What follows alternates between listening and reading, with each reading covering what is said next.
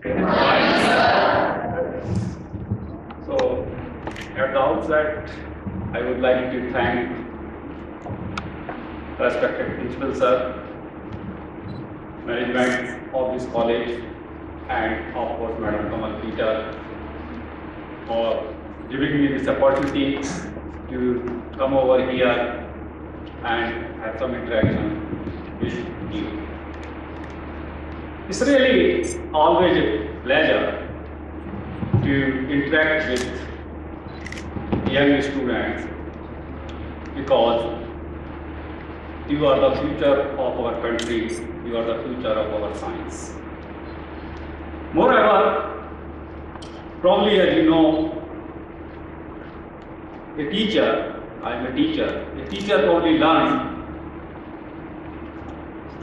little bit from his teacher, and he learned little more from his colleagues, but he learned most from his students. So this is also a learning point for me, which I will try to learn from you, from your questions.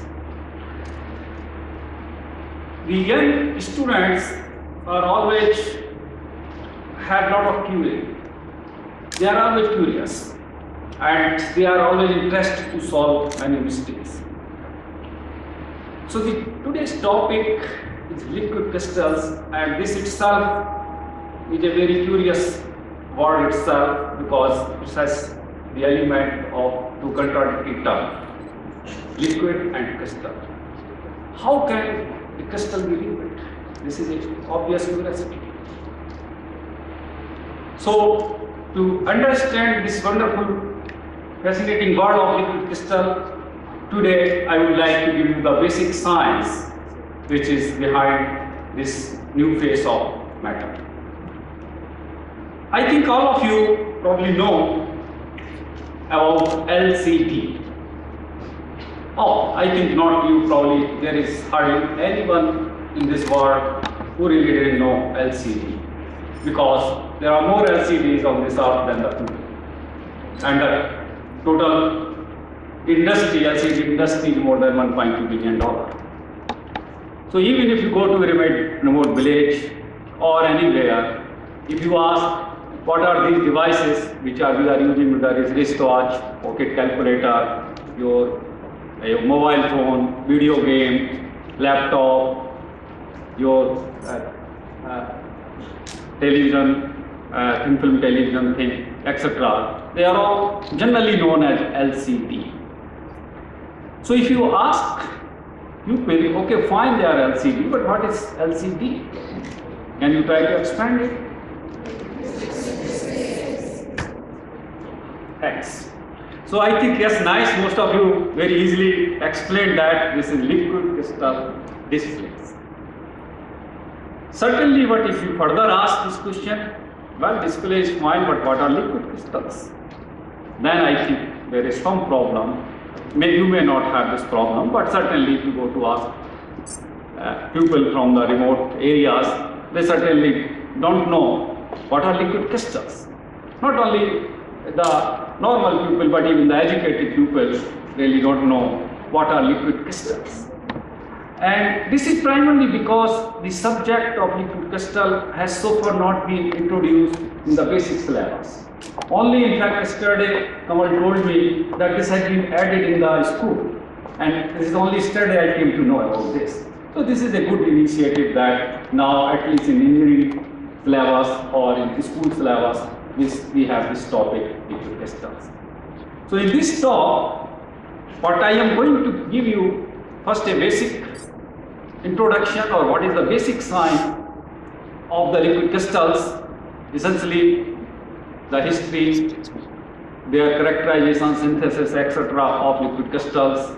Then I will come to how LCD really works, how it looks like and how it works.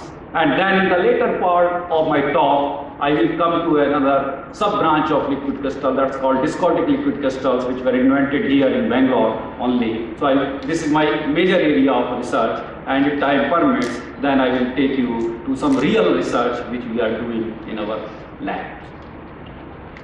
Okay, so to start with, I am taking back to you a little bit, few more years back, when you started your science education, maybe that could be probably class 6 or 7. In our time it was class 9, when the very first chapter was states of matter. And our teacher defined these states of matter, that there are 3 states of matter: solid, liquid and gas. And they obviously defined that based on the bulk properties, that a solid is a substance which has fixed volume and fixed shape. Liquid is a substance which has a fixed volume but doesn't have the fixed shape, it takes the shape of the container, and gas doesn't have any fixed shape or fixed volume. Later, and probably you reach to your class 10th and 12th, your teacher might have changed the definition slightly based on intermolecular interactions. And they may have defined that the solids are the substance which has very large intermolecular interactions like van der Waals interactions, and therefore they have the fixed spatial relationship. On the other hand, liquids have relatively lower interactions, molecular interactions, and gases have very low intermolecular interactions.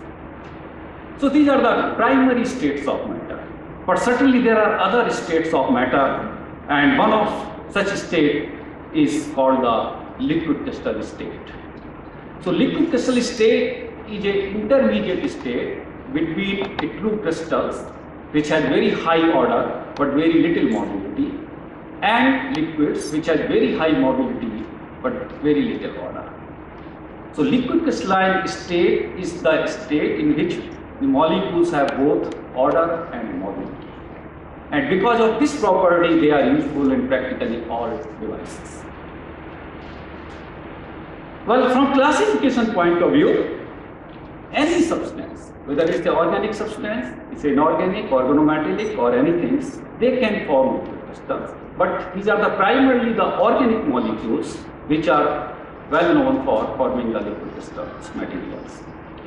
And when we are talking organic molecules, any substance, whether it is a monomeric molecular materials, oligomeric, dimeric or polymeric, any organic substance can form liquid crystals.